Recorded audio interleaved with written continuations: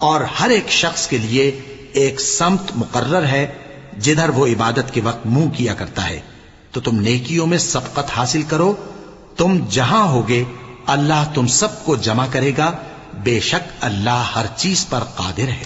اور تم جہاں سے نکلو نماز میں اپنا منہ مسجد حرام کی طرف کر لیا کرو، بے شبہ یہ تمہارے پروردگار کی طرف سے حق ہے، اور تم لوگ جو کچھ کرتے ہو اللہ اس سے بے خبر نہیں.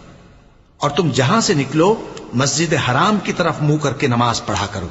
اور مسلمانوں تم جہاں ہوا کرو اسی مسجد کی طرف رخ کیا کرو.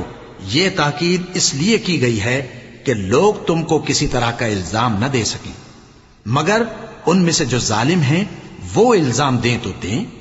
سو ان سے مت ڈرنا اور مجھی سے ڈرتے رہنا، اور یہ بھی مقصود ہے کہ میں تم کو اپنی تمام نعمتیں بخشوں، اور یہ بھی کہ تم راہ راست پر